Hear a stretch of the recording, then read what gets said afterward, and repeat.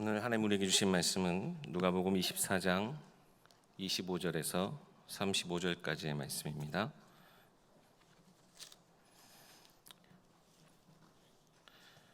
누가복음 24장 25절에서 35절까지의 말씀입니다. 제가 봉독하겠습니다. 이르시되 미련하고 선지자들이 말한 모든 것을 마음에 더디 있는 자들이여, 그리스도가 이런 고난을 받고 자기의 영광에 들어가야 할 것이 아니냐 하시고, 이에 모세와 모든 선지자의 글로 시작하여 모든 성경에 쓴 바 자기에 관한 것을 자세히 설명하시니라. 그들이 가는 마을에 가까이 가매 예수는 더 가려 하는 것 같이 하시니, 그들이 강건하여 이르되 우리와 함께 유하사이다. 때가 저물어가고 날이 이미 기울었나이다 하니, 이에 그들과 함께 유하러 들어가시니라. 그들과 함께 음식 잡수실 때에 떡을 가지사 축사하시고 떼어 그들에게 주시니, 그들의 눈이 밝아져 그인 줄 알아보더니 예수는 그들에게 보이지 아니하는지라. 그들이 서로 말하되 길에서 우리에게 말씀하시고 우리에게 성경을 풀어주실 때에 우리 속에서 마음이 뜨겁지 아니하더냐 하고, 곧 그때로 일어나 예루살렘에 돌아가 보니 열한 제자 및 그들과 함께한 자들이 모여 있어 말하기를, 주께서 과연 살아나시고 시몬에게 보이셨다 하는지라. 두 사람도 길에서 된 일과 예수께서 떡을 떼심으로 자기들에게 알려주신 것을 말하더라. 아멘. 주 은혜로 이곳에 서 있네. 주 임재 엎드려 절하네. 이번 주 강단 말씀이 생각납니다. 그 아무것도 그 무엇도 더 필요 없네. 주님만 경배해. 원로 목사님의 고백을 하시니까요, 더 우리 교회, 우리가 끝까지 우리의 신앙 속에 항상 중심으로 둬야 될 것이 아닌가라는 생각이 듭니다. 주님 한 분만으로 만족합니다. 다윗의 고백처럼, 다윗의 진짜 하나님 앞에 소원하였던 것처럼, 하나님 나의 평생에 하나님께만 예배하기 원합니다. 하나님과 영원히 함께하길 원합니다. 이것이 우리의 고백이 되어지길 소망하고요, 오늘도 말씀을 통해서 여러분 정말 주님 한 분만, 그 한 분만으로 만족하시는 가장 복된 시간이 되어지길 소망합니다. 엠마오로 가는 두 제자, 그 제자들이 가는 길에 지금 우리가 오늘 본문의 말씀을 읽었습니다. 이름도 한 명은 나오게 돼요. 글로바라고 하는 제자와 다른 한 명이 이 길을 걸어가게 되는데요, 이들이 과연 어떤 마음으로 그 길을 걸어가고 있을까요? 이 두 사람이 어떻게 예수님을 만났는지에 대해서는 성경은 기록하고 있지 않습니다만, 예수님과 함께 했을 때 그들이 얼마나 큰 기대와 기쁨 속에서 살았는지 그들의 말하는 것을 통해서 볼 수 있어요.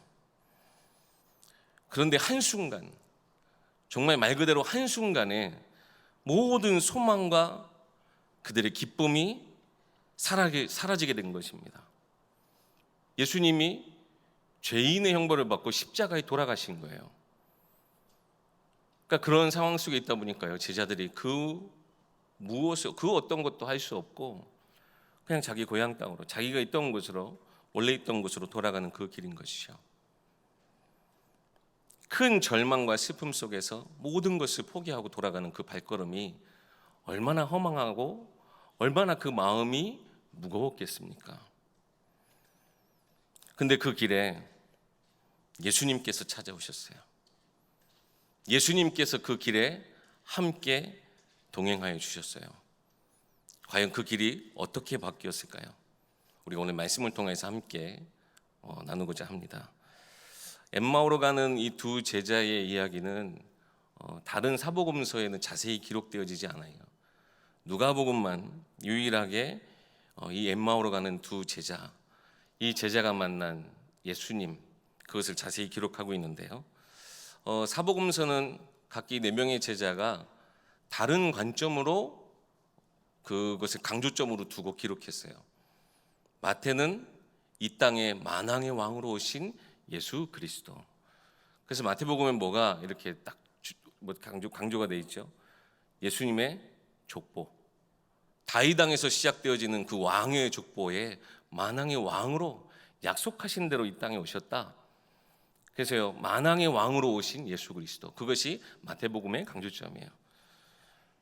마가복음은 이 땅에 죄인들을 위해서 섬김의 종으로 오신 예수님, 우리 요한복음은 이 땅에 하나님이신 예수님이 이 땅에 오셨다. 오늘 누가복음은요, 이 땅에 사람의 몸을 입고 오신 예수님의 모습을 중점으로 이 성경을, 이 누가복음을 기록하였다라고 하는 것입니다. 엠마오로 가는 제자들의 잘못된 길을 책망하지 않으시고 그들의 이 상한 마음을 헤아려 주시고 이해해 주시고 공감하시면서 그들과 함께 걸어가시면서 지금 대화를 하고 있는 거예요.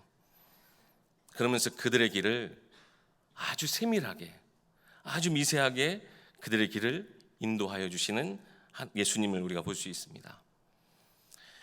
오늘 우리가 어떤 마음으로 지금 이 예배 자리에 앉아 있고 어떠한 상태로 우리가 지금 오늘 이 자리에 서 있는지, 이 말씀 앞에 서 있는지와 상관없이 예수님이 우리 가운데 오늘도 우리에게 찾아오셔서 우리와 함께 하시면서 우리를 올바른 길로 인도하실 줄 믿습니다. 여러분, 이 말씀 속에서 하나님의 은혜를 꼭 체험하셨으면 좋겠습니다. 오늘 본문을 우리 살펴보기 위해서 제자들의 먼저 그 마음, 그 영적인 상태부터 살펴보아야 되겠습니다. 어떻게 보면 오늘 지금 이 제자들이 가는 그 실패의 길이라고 해야 될까요? 이 좌절의 길은 애시당초부터 처음부터 그들은 상처받을 수밖에 없는 영적 상태로 그들이 있었어요. 오늘의 이 슬픔의 길은 그들이 자초한 것이라고 해도 과언이 아니에요. 마음의 길을 잃으면 우리 육신의 길, 이 세상에서의 길을 잃어버릴 때도 참 많더라고요. 내가 어디서부터 뭘 어떻게 다시 시작해야 되지? 내가 그동안 해왔던 것, 이 모든 것들이 다 한순간에 물거품이 됐는데 내가 무엇 가지고 다시 시작해야 되지? 마음의 길을 잃어버리면요, 결국 삶의 길도 잃어버릴 때가 많아요. 근데 오늘 이 제자들의 이 길이 어떻게 보면 처음부터 그들의 영적 상태, 그들의 마음 상태가 이 길을 자초하는 상태였다라고 하는 거예요. 왜 그러냐? 그들이 바라보고 기도했던 예수님의 모습이 있어요. 그 예수님의 모습은 19절에도 기록이 되어 있는데요, 모든 백성 앞에서 말과 일에 능하신 선지자였다라고 하는 겁니다. 그렇게 바라던 이스라엘의 속량, 끊임없는 핍박과 어려움에서 우리를 건져내실 능력자, 다윗의 때와 같이 우리를 다시 강한 나라로 세울 수 있는 참 왕 메시아가 우리 가운데 오셨다. 참 능력자로 오셨다.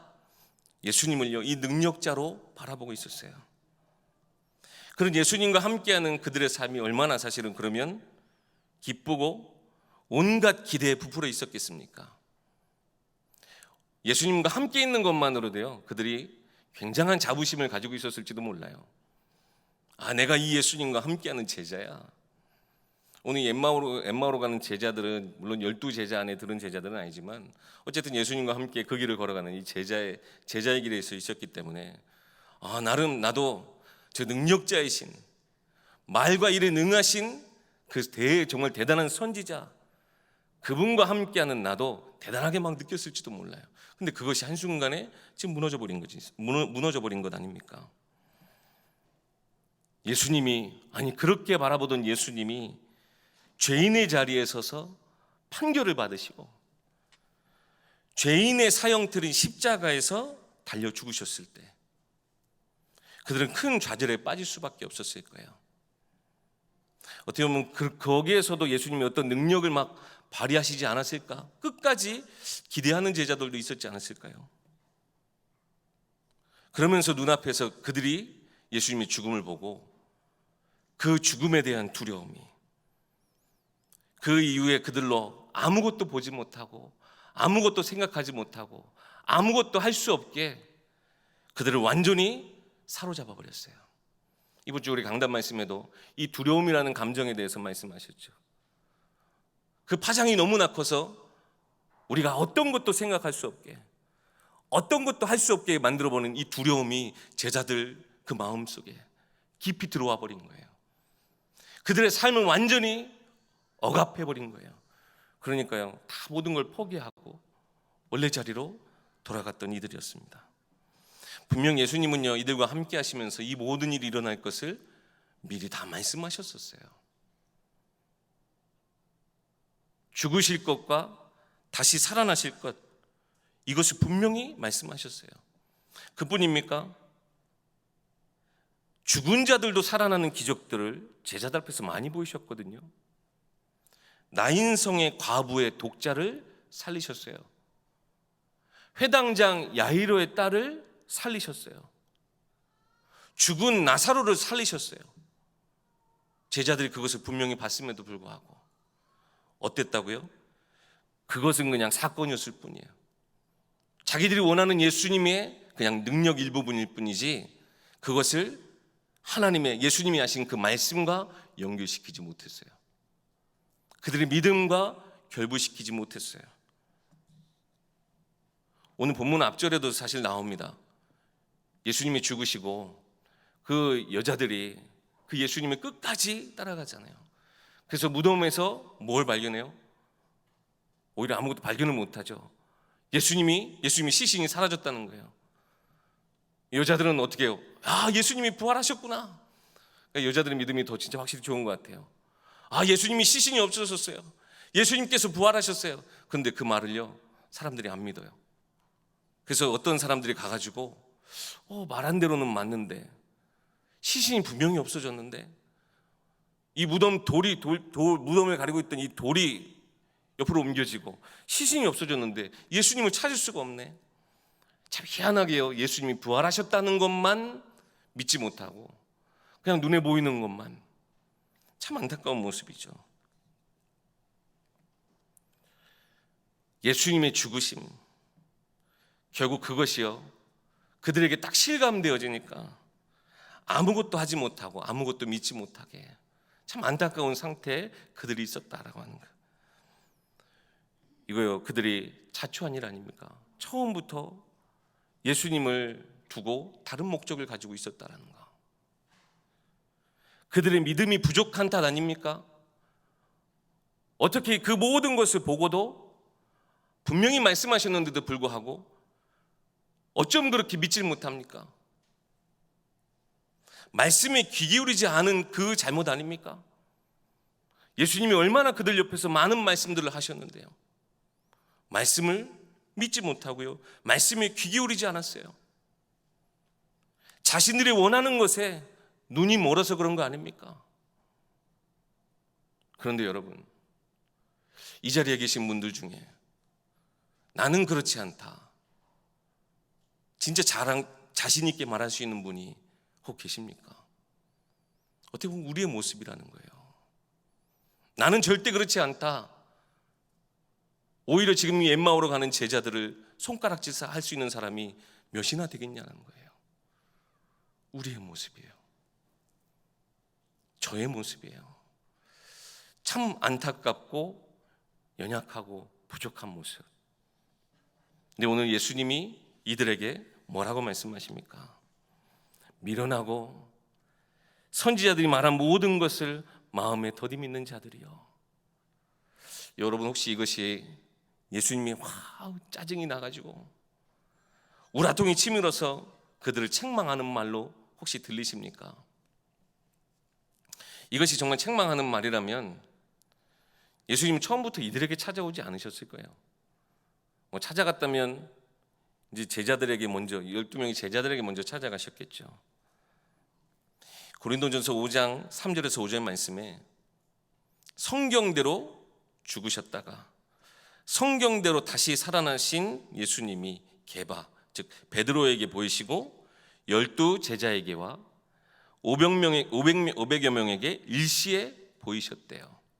그러니까 예수님이 이렇게 제자들을 다 찾아가셔서 부활하신 것을 보여주셨어요. 체험하게 하셨어요. 근데 제 베드로에게 찾아가셔서 한 것은 여러분 너무나 잘 아시죠. 베드로에 가서 야 너 어떻게 너 그렇게 확답해 놓고 내 옆에 그렇게 항상 있으면서 3번이나 나를 부인했더라. 예수님이 책망하셨습니까? 아니요. 그 마음을 오히려 더 아주 조심스럽게 네가 정말 나 사랑하냐 그러면서 3번 고백하게 하시고 사명을 주셨어요. 그러니까요, 예수님이 얼마나 제자들의 마음을 그렇게 아끼시고 공감하셨는지, 특히 예수님이 그들 곁을 떠나셨을 때 정말 그 상심과 좌절에 그들이 빠졌을 때 그들의 마음을 헤아려 주신 예수님의 모습을 보면요, 오늘 지금 저희가 읽었던 이 본문은 그들을 책망하는 말이 아니에요. 오히려 내가 너희의 형편을 너무나 잘 알지, 너희의 마음을 내가 너무나 잘 알지, 내가 너희를 얼마나 사랑하는데, 그래서 내가 너희에게 은혜를 베풀러 왔어, 이러한 속뜻이 담겨있는 말이 아니겠습니까? 오늘 엠마오로 가던 제자들에게 찾아오신 예수님은 그들의 대화 속에 그들의 상한 마음 속으로 들어오셨어요. 예수께서 가까이 이르러 그들과 동행하셨다. 15절 말씀인데요, 주일날 찬양했던 찬양 가사가 생각나더라고요. 주님이 우리의 아픈 마음 아시네, 가까이서 우리의 아픔에 공감하시네. 하나님 이렇게요, 우리의 마음까지, 이 연약한 마음까지도 하나님은 아끼시고 공감하시고 이 마음에 강하고 담대함을 주시기 위해서 우리에게 말씀을 깨닫게 하십니다. 여러분, 그래서 강단 말씀 가지시고 꼭 언약 붙잡으시고 여러분 담대하게 강하게 마음을 굳게 붙잡으시기 바랍니다. 다른 것은 다 봐요, 다른 것은 다 들어요. 말씀만 이해하지 못했던 그들에게 예수님은 모세의 글과 선지자의 글을 시작해서 성경에 쓰여진 모든 말씀이 예수 그리스도 자신이 메시아됨을 그들에게 설명하여 주셨어요. 성경의 모든 주제, 그것이 무엇입니까? 예수가 그리스도 되셨다라는 거 아니에요. 구약의 숱한 많은 증거들, 그것이 가리키는 성경의 핵심, 우리를 구원하시는 그 하나님의 구원의 그 키가 뭐라고요? 예수 그리스도다. 그것을 성경을 풀어서 그들에게 말씀하여 주셨어요. 이때 제자들이요, 나중에 살짝 그들이 고백하잖아요. 그들의 마음 속에 말씀의 불길이 그들 가운데 타오르기 시작하는 것을 체험해요. 여러분, 말씀은 살리는 하나님의 능력입니다. 다 죽어버린 영적인 감각들, 이것들을 다시 살리는 것이 말씀의 능력이에요. 말씀 안에 길이 있습니다. 오직 하나님으로부터 멀어졌던 우리의 삶이, 이 제자들도 지금 하나님과 말씀과는 점점 멀어져 가고 있는 이들의 발걸음이었는데, 말씀을 통하여서 그들이 잘못된 길을 걸어가고 있을 때 말씀이 그들을 예수님 앞으로, 하나님 앞으로 나아오게 하였습니다. 말씀이 하나님과 원수된 우리를 다시 화목해, 친목하게, 하나님과 교제할 수 있게 모든 벽을 허물어 주셨어요. 이 말씀이 육신이 되어 오신 그리스도, 이 그리스도를 우리가 체험할 때 하나님 우리의 마음에 이 뜨거운 복음 안의 열정을 우리 가운데 허락하여 주시는 거예요. 분명히 이 길은 절망과 슬픔의 길이었어요. 그런데 예수님께서 동행하여 주시니까 그 길이 바뀌었습니다. 제자들은 이 길을 더 가고 싶어서 마을을 지나가려는 예수님의 모습, 그러니까 성경이 참, 예수님도 웃겨요. 다 이 제자들 찾아오신 거 아니에요. 어디 다른 볼 일이 있으셨던 게 아닌데, 아이고 난 좀 더 가야 되겠습니다 하고 더 가시는 것처럼 이렇게 하시는데, 제자들이요 그 예수님을 붙잡아요. 아니, 밤이 좀 늦었고, 속내는 사실 뭐예요? 말씀 좀 더 들려주세요. 나를 뜨겁게 하시는 그 말씀 내게 더 들려주세요. 예수님을 붙잡아요. 그러면 좀 같이 갈까요? 그러니까 예수님이, 저는 얼마나 이 장면이 웃기든지요. 처음부터 내가 너 이름 만나러 왔지 이러면서 하신 게 아니라 그럼 저는 좀 제 갈 길을 가보겠습니다 이렇게 딱 하시는데, 제자들이 예수님을 붙잡아요. 우리에게 더 말씀 들려주세요. 우리도 그렇잖아요. 하나님 말씀의 은혜를 받으면 더 이 말씀을 듣고 싶고, 우리 LK 성도라면 항상 기도할 때 말하는 거죠. 예배를 향한 내 간절함과 사모함, 청정함, 이것이 언제 일어나요? 말씀의 은혜를 체험할 때. 하나님, 내게 더 말씀의 은혜의 말씀을 내게 허락해 주세요. 하나님, 나를 살리는 이 말씀을 내게 더 허락해 주세요. 그 말씀대로 살아갈 때 우리에게 오는 참된 기쁨, 그것을 체험하게 하는 것이 이 말씀 아닙니까? 그래서 예수님이 제자들과 함께 그 집에 머물게 돼요. 그들과 함께 음식을 드실 때에 늘 하시던 대로 떡을 가지고 축사하십니다. 그리고 그것을 떼어서 그들에게 나눠주는데, 이건 뭐예요? 나야 지금 하는 거예요. 예수님이. 이래도 나 몰라보겠어? 늘 하시던 모습 그대로. 제자들이 예수님은 죽은 줄 알았고 다 끝난 줄 알았다니까요. 그러니까 지금 우리 다른 성경 딱 마가복음 13장이었던가요? 잠시만요. 마가복음 16장 12절 13절에 이 엠마오로 가는 제자에 대한 딱 그게 유일하게 딱 두 절로 기록이 되던데, 그때 다른 모습으로 좀 이들에게 나타나셨다, 이렇게 그 성경에 기록이 되어 있어요. 그러니까 왜 우리 드라마를 보면, 왜 어떤 예전의 드라마 분명 우리는 그 사람인 거 다 아는데 점 찍고 와가지고 다른 사람인 것처럼 했는데 그 사람들 전혀 모르잖아요. 그러니까 예수님이요, 평소와는 다른 모습으로 그들에게 찾아가셨는지 그들이 그동안 알아보지 못하다가, 근데 실상은 뭐예요? 영안이 어두워져서 그것을 예수님인 걸 알아보지 못했을 때 예수님이요 늘 하시던 대로 그 떡을 가지시고 축사하시고 떼어서 그들에게 주실 때 너무나 익숙한, 내가 사랑하고 내가 그렇게 따르던 예수님의 모습을 그들이 발견하게 돼요. 말씀을 듣고 눈앞에 살아계신 예수님을 체험하니까요, 그들의 영안이 열려지기 시작했어요. 그런데 예수님은 이미 사라지고 없어지셨다. 그들이 이제 깨달은 게 뭡니까? 예수님이 부활하셨구나. 이 부활하신 예수님이 우리를 찾아오신 거였구나. 그동안 그렇게 말씀하셨는데, 다시 오실 것이라 말씀하셨는데, 다시 살아나실 것이다 말씀하셨는데, 그때는 그들이 알아듣지 못했죠. 그 말씀, 그 약속이 바로 이거였구나. 그들이 비로소 그때 깨닫게 됩니다. 그리고요, 이 부활하신 예수님을 체험한 그들이 다시 모이기 시작해요. 그러니까 그 밤에 그들이 예수님인 것을 깨닫고요, 그들이 왔던 그 길을 다시 되돌아가요. 부활하신 예수님을 다른 사람들한테, 같은 제자들한테도 알리기 위해서 가요. 그때 이미 시끄러워요. 예수님이 우리 가운데 다시 살아서 오셨다라고 하는 거. 모든 것을 다 잃어버렸다 좌절하고 낙심해서 뿔뿔이 흩어졌던 그들이었는데, 부활하신 예수님을 체험하고 말씀의 은혜를 체험하니까 그들이 다시 모이게 됐다라고 하는 거예요. 그런 가정 가운데서도 끝까지 믿지 못하는 자들도 있었고, 죽으셨던 예수님이 눈앞에 다시 살아나서 막 등장하니까 막 두려워서 떠는 사람도 있었어요. 그럼에도 불구하고 예수님의 부활하심은 그들로 하여금 다시 하나 되게 하는 원동력이 되었습니다.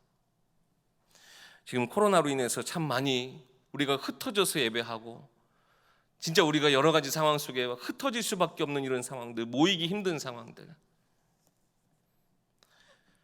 예수님은 우리 각 사람, 우리 성도 한 분 한 분에게 찾아가셔서 이 말씀 깨닫고 말씀의 능력을 체험한 우리로 다시 모일 수 있도록 우리에게 은혜 주시고, 우리 마음도 강하게 하시고 담대하게 하실 줄 믿습니다.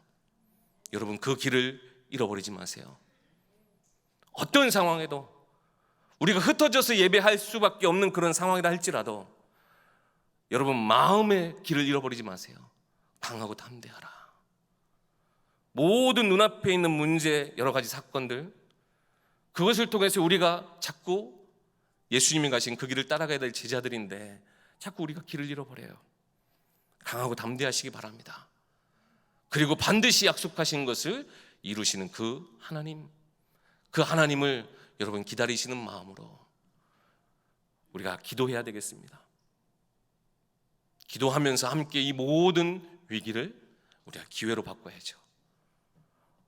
우리 예일교회가 더욱더 든든히 설 수 있도록 우리는 부활하신 예수 그리스도를 통해서 하나 되어진 믿음의 공동체다. 그래서 끝까지 믿지 못하는 성도들이 있다면 우리가 찾아가서 또 같이 믿을 수 있게 도와줘야 돼요. 두려워하는 분들이 아직도 계시다면 우리가 함께 믿음으로 세워나가야 돼요. 그렇게 하나님의 귀한 제자들이 부활하신 그 그리스도를 체험한 후 교회되게 응답하셨어요. 여러분, 이렇게 마음이 뜨거워지는 경험들 많이 해보셨습니까? 드라마나 영화를 보거나 혹 여러 가지 이렇게 실화인데 굉장히 어려움, 그 역경을 딛고 일어나 이야기 들으면 우리 가운데 우리도 가슴이 뜨거워지고 눈물이 이렇게 눈시울을 붉어질 때가 있겠죠. 그런데 아무리 우리 인간에게 말 그대로 인간의 이런 하나 되는 힘, 이런 것들은 감동은 주지만 그것이 우리 인생을 바꿀 수는 없어요. 말씀으로 뜨거워지게 되는 것은 세상에서 느끼는 감정과는 다른 거예요. 구원의 은혜를 아는 자, 예수 그리스도의 나를 위한 그 십자가의 피의 의미를 아는 자, 그것을 깨달은 자들은요, 나를 뜨겁게 하는 이 말씀의 힘, 이것을 통해서요 하나님의 일을 감당해야 돼요. 그냥 뜨거워지기 위해서 뜨거워지는 것은 종교, 세상의 것과 다를 바 없어요. 우리의 마음을 공감하시되 인간의 연약함 안에서의 공감을 넘어서 모든 한계를 뛰어넘는 살리는 일을 감당하기 위해서 하나님은 우리 가운데, 우리 마음속에 불길을 허락해 주시는데 이 불길은 영원히 꺼지지 않는 성령의 불길인 것입니다. 그래서 우리가요 성령 충만함을 놓고 계속 기도해야 돼요. 하나님, 내 마음에 성령의 충만함을 부옵소서. 뜨거워지기 위해서 뜨거워지는 거 말고요, 때로는 주의해야 돼요. 뜨거워지기 위해서 뜨겁게 하는 사람들은요, 왜 뜨거워지면 어떻게 돼요? 분별력을 잃어버릴 때가 많아요. 그래서요 사기치려고 하는 사람도 굉장히 많잖아요.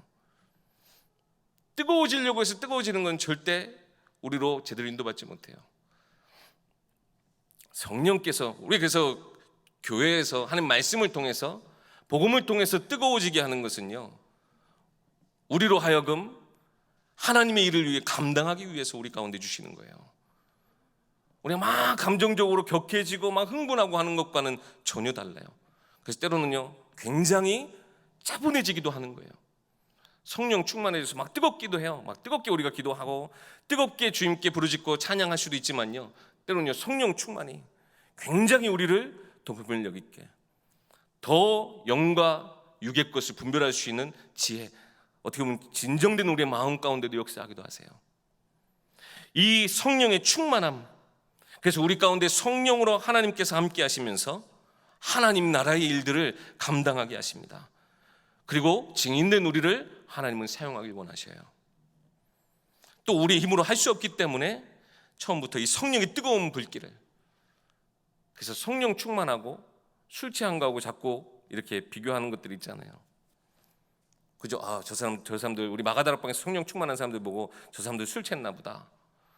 왜요? 주변 사람들도 신경 안 쓰고 굉장히 하나님만 바라보니까 뜨거우니까. 근데 그들의 성령 충만함이 뜨거움은 다른 거였어요. 그 현장에 있는 15개 나라 사람들에게 하나님의 복음의 말씀을 선포케 하기 위한 거였어요. 세술에 취한 거하고는 완전히 다른 것이죠. 살리기 위한 것에 하나님은 우리가 쓰임받게 하기 위해서, 우리로 증인되게 하기 위해서 성령의 충만함, 이 뜨거운 하나님의 복음의 열정을 우리 가운데 주시는 거예요. 이 뜨거워진 마음으로 우리는 무엇을 해야 되겠습니까? 요즘에는 다 LED로 바뀌어가지고, 그런데 예전에 빛을 내는 것, 예전에 그 전열기구들은 다 뭐예요? 말 그대로 열을 가지고 있어요. 전구 만지면, 오랫동안 켜진 전구 만지면 막 뜨겁잖아요. 왜 뜨거워요? 열이 발생이 되면서 빛나는 그 원리이기 때문에 자기를 태우는 거예요. 초도 자기를 태우고 전구도 그 필라멘트를 계속 태워가는 거예요. 태울 때 비로소 빛이 나는 건데, 요즘은 그 LED는 이거는 반도체라 조금 이야기가 다른 것이죠. 우리가 뜨거워진 마음 속에 하나님께서 우리에게 담겨주신 이 말씀, 이것을 가지고 어떻게 해야 돼요? 세상을 향해 빛을 비추는 이 사역을 감당해야 돼요. 나를 태울 만큼의 헌신, 수고, 때로는요 희생이 필요하기도 해요. 소금도 맛을 내기 위해서는 자기를 녹여야 비로소 맛을 낼 수 있는 것 아닙니까? 세상을 위해서, 세상에 있는 현장의 그 영혼들을 위해서 우리가 단순한 희생보다는 내게 값없이 은혜 주신, 그리고 사랑을 주신 하나님, 그리고 예수님의 길을 따라서 우리도 내 삶을 하나님 나라 위에 하나님께 드리는 것, 이것이 세상을 밝게 하고요, 이것이 세상 속에서 복음의 맛을 내게 하는 은혜의 흐름이 되어지는 것입니다.